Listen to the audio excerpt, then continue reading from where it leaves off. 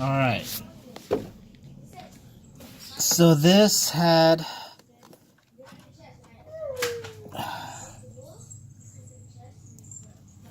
a nipple on it here, so I had to use a little cutter and cut that off. And then it also had like a little bump here, so it prevented me from adding the fitting over it. So now that I use a Dremel to sand that down, I'm able to put the fitting all the way in.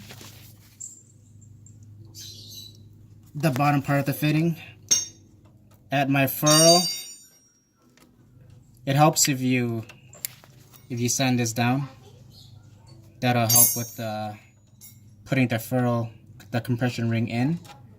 So now I can add my top piece here. Now it bottoms out and I have room to go ahead and thread that in. So I'll go ahead and tighten that up.